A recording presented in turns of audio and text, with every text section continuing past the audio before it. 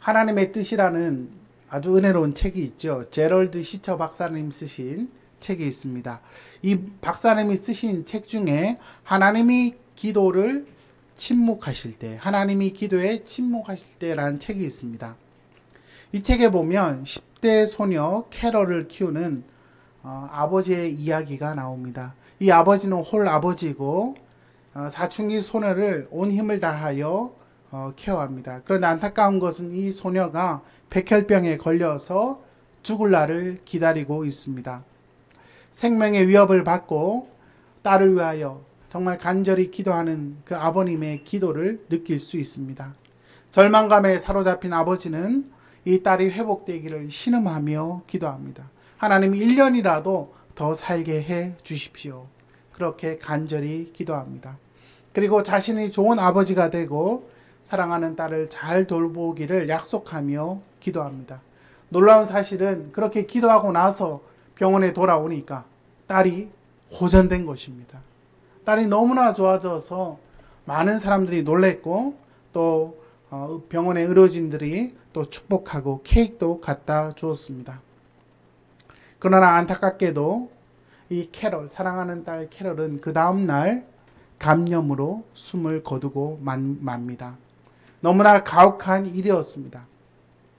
이 아버지는 너무나 화가 나서 그 케이크를 받았는데 케이크를 교회에 두고 온 것이 생각나서 교회로 갔습니다. 교회 앞에는 십자가가 있었는데 너무 화가 나서 케이크를 십자가를 향하여 던졌다고 합니다. 열심히 기도했고 열심히 싸웠는데 응답되지 않는 이 현실 앞에서 하나님 앞에 무너지고 있었던 것입니다. 여러분, 이 이야기의 상황과 우리의 상황이 완전히 똑같을 수는 없지만 우리는 때로 믿음의 여정 속에서 하나님이 내 기도를 들으시는가 그런 질문을 할 때가 있습니다. 나는 열심히 기도했고 나는 주님을 위해 열심히 봉사하고 섬겼는데 어떻게 우리의 가정에 내 삶 속에 이런 일이 있을 수 있는가? 하나님이 내 인생 가운데 어떻게 배신당한 것 같은 이런 일을 줄 수 있는가? 하나님이 내 기도를 정말 들으시는가? 우리는 그런 질문을 할 때가 있다는 것입니다. 하나님이 이런 일들을 어떻게 허락하도록 하시는가? 특별히 사랑하는 자녀들에게 아픔이 온다면 우리는 더 깊은 질문을 하지 않을 수 없습니다. 하나님 앞에 서운한 감정, 배신감이 들어서 더 이상 기도할 힘이 없는 수렁 속에 빠져드는 것이 우리의 모습이기도 합니다. 때로 우리의 감정이 무디어져서 더 이상 기도할 힘이 없고 회피하고 덮어놓고 지내려고 합니다. 여러분, 신앙생활 하면서 하나님 앞에 서운한 감정이 들 때가 있지요. 이때 우리가 이 상황을 해결할 수 있는 유일한 방법은 우리의 감정을 있는 그대로 하나님 앞에 고백하는 것입니다. 여러분, 하나님 앞에 바른 기도만 중요한 게 아니라 솔직한 기도가 필요합니다.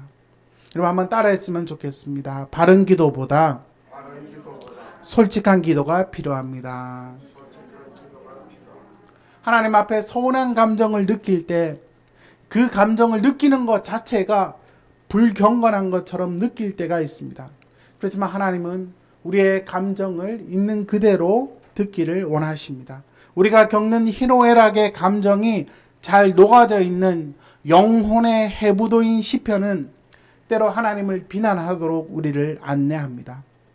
응답되지 않은 서운한 감정을 가지고 그냥 머물러 있는 것이 아니라 하나님, 제 마음이 아픕니다. 제 마음이 서운합니다. 하나님, 어떻게 이럴 수 있습니까? 그렇게 기도하는 것이 또 하나님 원하시는 기도임을 우리가 잊지 말아야 합니다. 앞에서 말한 것처럼 바른 기도보다 솔직한 기도가 필요할 때가 있습니다. 여러분, 하나님은 진실한 분이시기 때문에 하나님은 솔직한 기도를 원하십니다. 기도는 우리가 하나님께 마땅히 해야 되는 고백이 아니라 내 마음에 있는 그 감정을 있는 그대로 고백하는 것이 참된 기도임을 우리가 잊지 말아야 합니다. 여러분, 성경을 읽으면서 깨닫는 것이 있습니다. 우리만 그런 것이 아니라 자신의 소원이 응답되지 않은 한 분이 계시는데 그분은 바로 우리 구주 예수님이십니다. 우리가 신앙생활하면서 우리의 기도만 응답되는 것이 아니라 우리 주님도 그 기도가 거절되는 경험을 하셨다는 것이죠. 주님은 겟세마네 동산에서 고민하며 슬퍼하며 기도하셨습니다. 땀이 핏방울이 되는 과정 속에 기도하셨습니다. 나의 원대로 마옵시고 아버지의 뜻대로 되기를 원합니다. 주님은 그렇게 기도하셨습니다. 여러분, 우리는요, 하나님의 섭리와 계획을 다 알지 못합니다. 근데 여러분, 옛날 그 유행가 가사에 세월이 가면이라는 가사가 있습니다. 세월이 가면 언젠가는 깨닫게 됩니다. 지금은 다 알지 못하지만 시간이 흐르면 하나님의 원대한 계획을 언젠가는 깨닫게 하시는 때가 온다는 것이죠.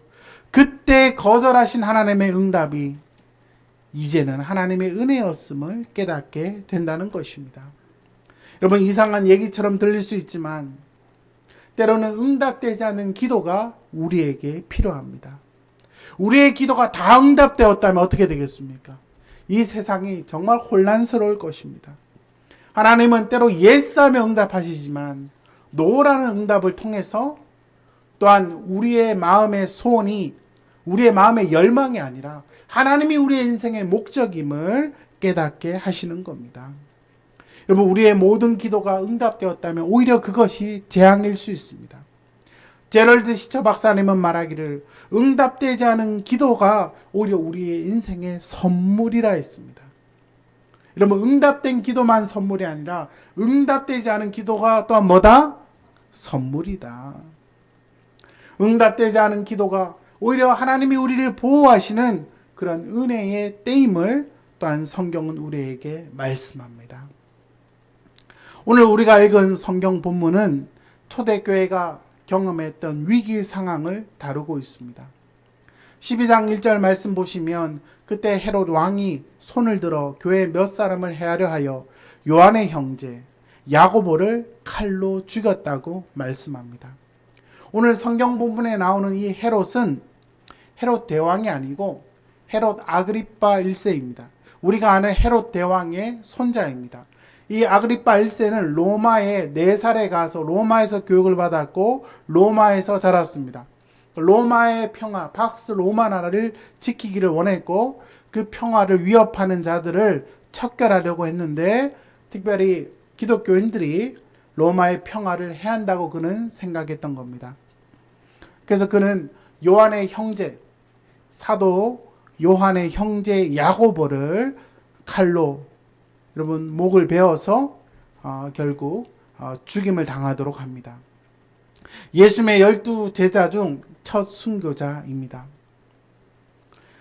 요한의 형제 야고보는 요한처럼 열정이 많았던 사람이었습니다. 그런데 알 수 없는 이 교회를 향한 핍박을 통해서 결국 순교의 제물로 드려지게 됩니다. 이 일을 행하니까 유대인들이 너무나 기뻐했습니다. 그 당시에 인기주의에 편승하고 있었던 아그리파 1세는 예수님의 수제자인 베드로를 감금시킵니다. 그를 옥에 가둡니다. 그도 죽이려고 했는데 마침 때가 무교절이라 처벌하기가 적절하지 않아서 유월절을 지나고 처벌하려고 합니다. 여러분, 교회가 큰 위기 가운데 있습니다. 교회가 위기 가운데 있을 때 어떻게 교회는 이 문제를 해결하고 있습니까? 여러분, 5절 말씀해 보시면 이에 베드로는 옥에 갇혔고 교회는 그를 위하여 간절히 하나님께 기도하더라. 교회는 베드로를 위해서 어떻게 기도했다?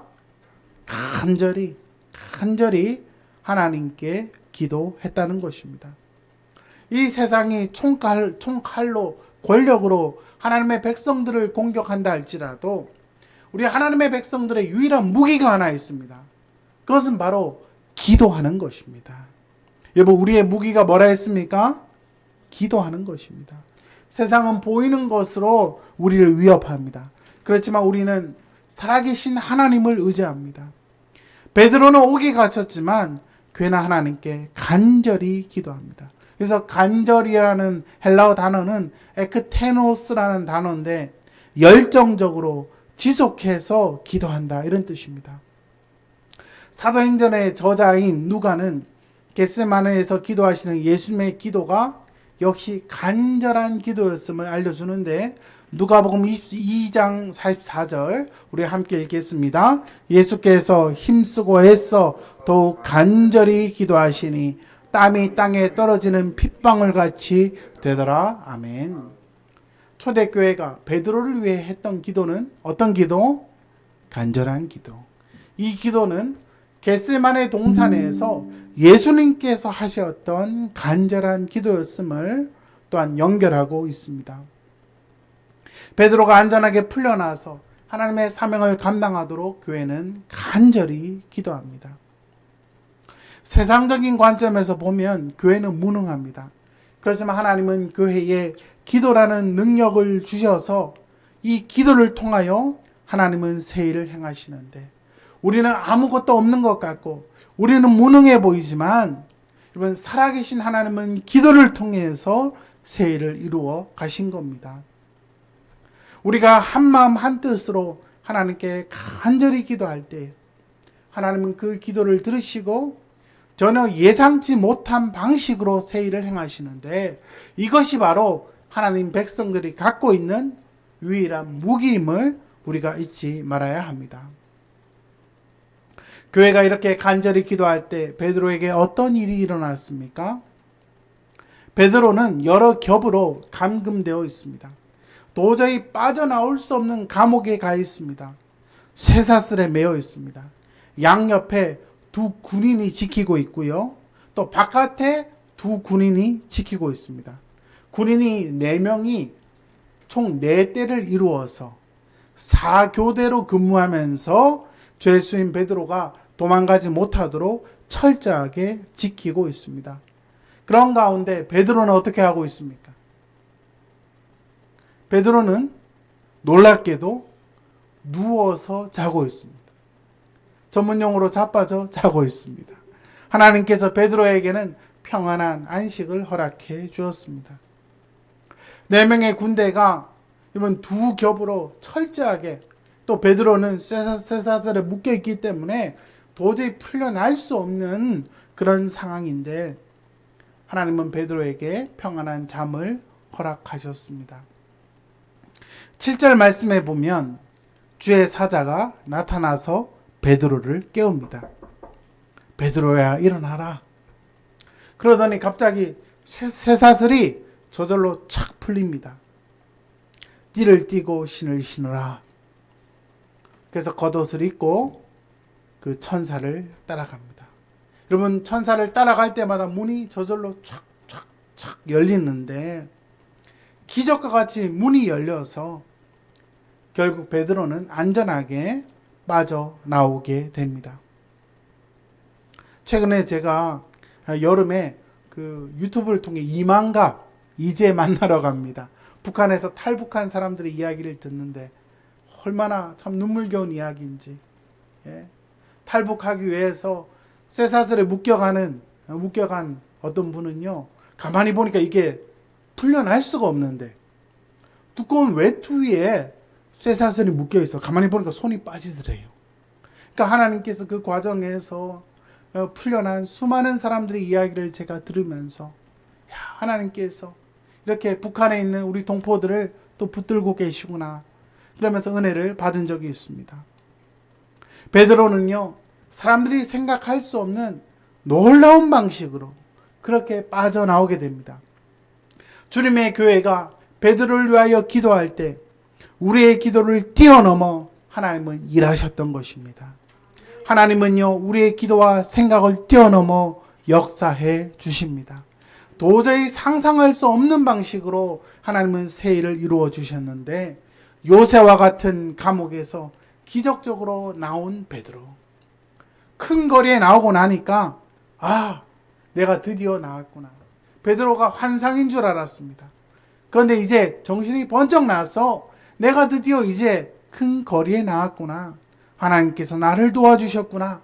결국 그는 성도들이 기도하고 있는 그 곳으로 달려가게 됩니다. 여러분, 우리가 믿음 생활하며 하나님께 간절히 기도할 때가 있지요. 하나님은 예스로 응답하시기도 하고 노라 응답하시기도 하고 웨이트, 기다려라. 그렇게 응답하실 때가 있습니다.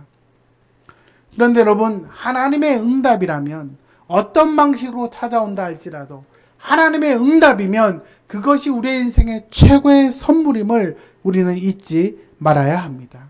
근데 하나님의 응답은요, 항상 우리가 기대하고 생각한 것 이상으로 찾아오게 되어 있습니다. 종교개혁가 마틴 루터 목사님은 말하기를, 우리는 은을 위하여 기도하지만 하나님은 우리에게 종종 은 대신 금을 주신다. 이런 말을 했습니다. 올림픽에서 은메달을 따기 위하여 기도하지만 하나님은 종종 뭐를 주신다? 금메달을 주신다 했습니다. 우리가 구하는 것보다 하나님은 더 큰 것, 더 많은 것을 우리에게 주시는데, 중요한 것은 우리가 생각했던 방식이 아닌 우리가 도저히 측량할 수 없었던 그런 방식으로 하나님은 역사해 주신다는 겁니다. 그러므로 우리는 여러분 포기하지 말고 담대히 기도하는 것이 너무나 중요합니다. 우리는 응답이 지연되면 쉽게 낙심합니다. 쉽게 포기합니다. 그러나 우리가 믿는 하나님은 살아계신 하나님, 우리의 아버지가 되십니다. 지금도 천지 만물을 움직이시고 인류의 역사를 이끄시는 만왕의 왕. 그러므로 우리는 포기하지 말고 간절히 기도하는 것이 중요한데, 하나님 아버지를 신뢰함으로 기도할 때 하나님은 크고 비밀한 일들을 우리에게 허락해 주십니다. 베드로는 이제 정신이 번쩍 나서 감옥에서 하나님이 나를 구원하셨구나, 그렇게 깨닫게 되고 교회로 돌아갑니다. 그러면 주보 4면 보시면 결국 베드로는요 교회로 돌아옵니다. 교회로 돌아오니까 교회에 있는 성도들은 뭐하고 있습니까? 여전히 기도하고 있습니다. 여러분, 교회 성도들은 여전히 베드로를 위하여 간절히 기도합니다. 베드로가 감옥에서 나올 수 있도록, 하나님의 인도함을 받도록 그는 간절히 기도합니다. 베드로가 마가 요한의 어머니의 집에 와서 기도를 합니다. 아마 마가 요한의 집은 큰 집이었던 것 같아요. 집이 크니까 큰 대문도 있었겠죠.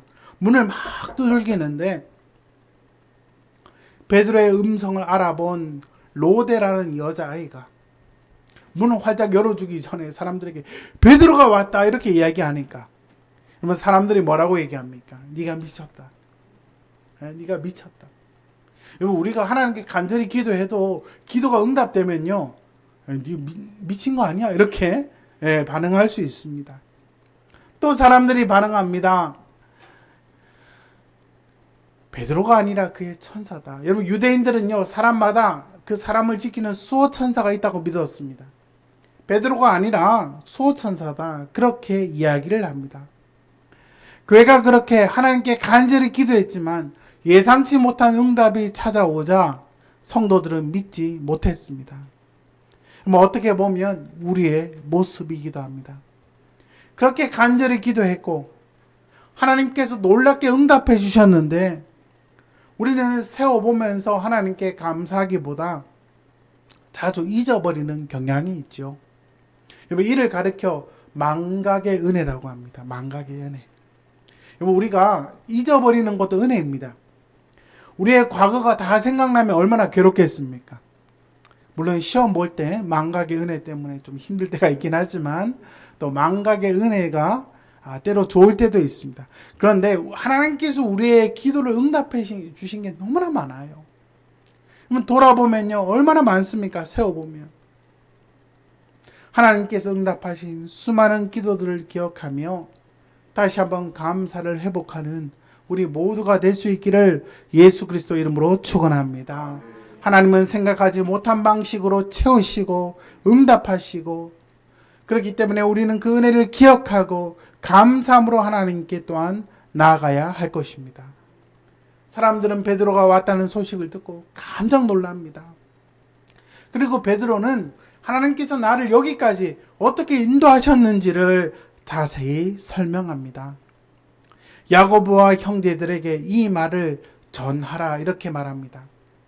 여기에 나오는 야고보는 누굴까요?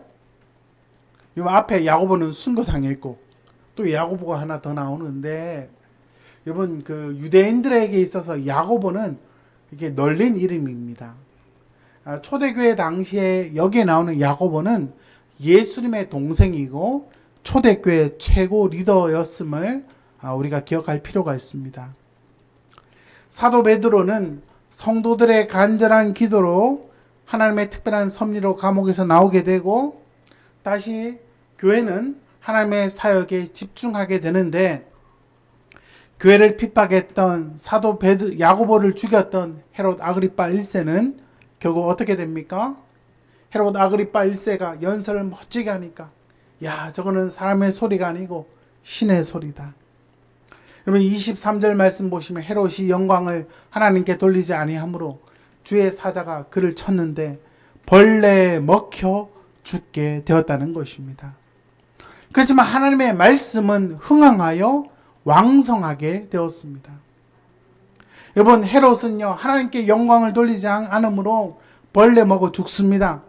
교회를 핍박하고 교회를 무너뜨리고 칼과 권력으로 교회를 어지럽혔던 권력자는 결국 비참하게 죽지만 하나님의 교회는 다시 일어나 하나님의 사명을 감당하게 되었다는 말씀입니다. 오늘 이 본문을 통해서 우리를 교훈하는 것이 있습니다. 우리가 믿음의 여정 속에 여러 시련을 겪고 우리 믿음의 동지들이 죽어나가고 우리의 기도가 때로 응답되지 않는 것 같을 때에도 우리는 낙심하지 말고 더 하나님께 간절히 포기하지 않는 기도로 주께 나아가야 한다는 것입니다. 여러분 믿음의 사람들에게 시련이 없는 게 아닙니다. 사도 야고보처럼 순교로 죽어야 하는 상황이 있을 수 있습니다. 그렇지만 성도들의 진정한 기도, 간절한 기도, 끊임없는 기도는 하나님의 역사를 경험하는 그 은혜의 통로가 되는 것입니다. 여러분 믿음의 사람들에게 찾아오는 시련들 우리는 그 이유를 다 알지 못합니다. 그러나 가장 확실한 것은 각 사람마다 하나님의 특별한 시간표가 있음을 우리가 기억해야 합니다. 두 아들을 잃고 남편까지 잃었던 한 여인이 있습니다. 한 가정에 아들 하나만 죽어도 너무나 감당하기 힘든 슬픔인데 아들 둘의 남편을 잃었던 한 여인, 바로 사사시대에 살았던 나오미입니다. 며느리 한 명은 모압으로 다시 돌아가고 나머지 며느리 룻은 나오미 곁에서 함께하며 고향으로 돌아옵니다. 나오미라는 사람의 이름은 희락, 기쁨이라는 뜻입니다. 나오미가 돌아오니까 사람들이 나오미 왔네, 기쁨이 돌아왔네 이렇게 얘기하자 나오미가 뭐라고 얘기합니까? 나를 나오미라 하지 말고 마라라 하라. 마라는 여러분이 쓰다, 괴롭다라는 뜻이죠. 그녀의 인생에 찾아온 그 눈물, 아픔, 어느 누구의 위로도 더 이상 위로가 되지 않습니다. 그렇지만 하나님은 하나님의 백성을 그냥 두지 않습니다. 하나님이 하나님의 백성들을 고난 가운데 두시는 것이 하나님의 본심이 결코 아니기 때문입니다. 시간이 흘러가서 하나님은 이 가정의 며느리 룻을 통해서 이 가정을 축복하시는데 나중에 보아스라는 신랑을 만나 가정을 이루고 임신하여 오벳을 낳고, 그러면 이 오벳은요 누구의 조상이 됩니까? 다윗의 조상이 되고 또 나중에는 예수 그리스도의 조상이 되는 겁니다. 물론 우리에게 찾아오는 인생의 시련들, 여러분 그걸 어떻게 다 설명하겠습니까?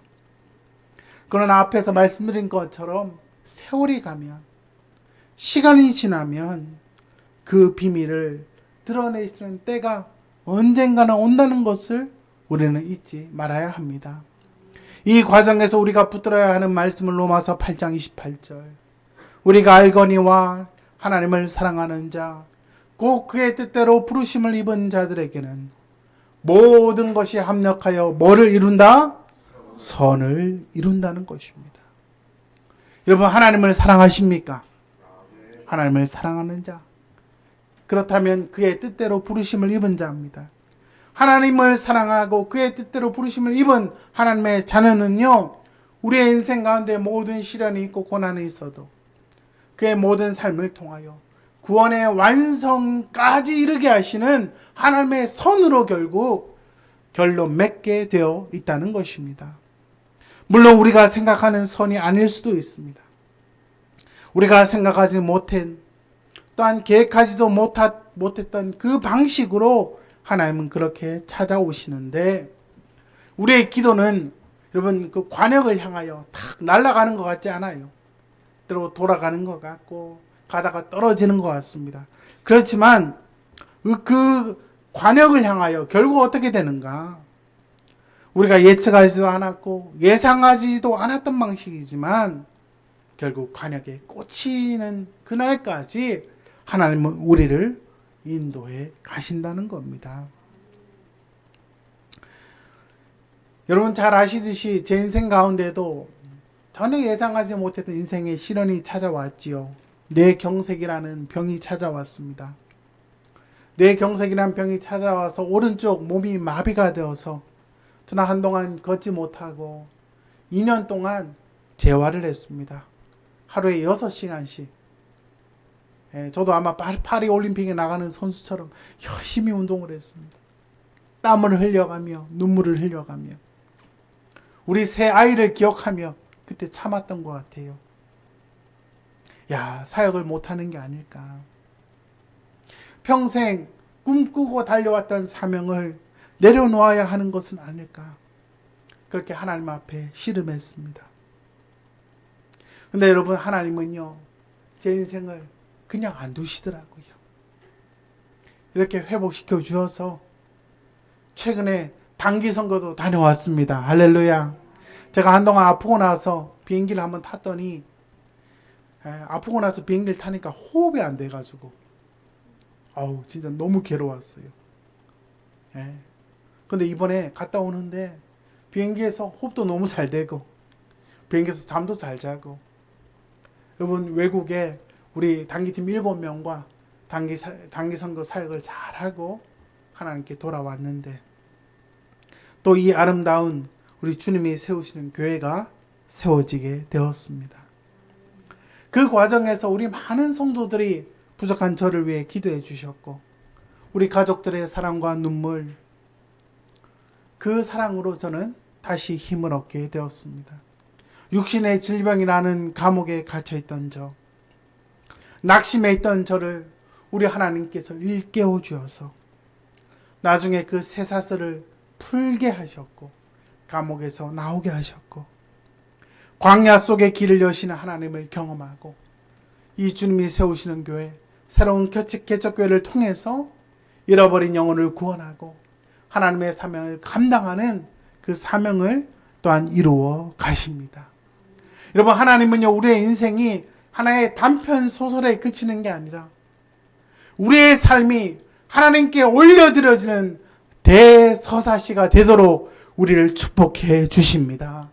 여러분, 우리의 인생은 결국 영광의 찬송으로 끝맺게 하실 것입니다. 우리 성도들에게 있는 시련과 고난, 아픔, 눈물, 우리가 이해할 수 없는 그 아픔의 질곡의 순간에도 모든 것을 합력하여 선을 이루시는 우리 주님을 끝까지 신뢰할 수 있기를 예수 그리스도 이름으로 축원합니다. 우리가 포기하지 않고 기도할 때에 초대교회가 경험한 이 영광스러운 찬가를 하나님 앞에 올려 드릴 수 있음을 우리가 잊지 말아야 할 것입니다. 대서사시로 주께 온전한 찬양과 경배를 올려드리는 그날까지 선하신 주님을 끝까지 신뢰하는 우리 모두가 되기를 예수 그리스도 이름으로 축원합니다.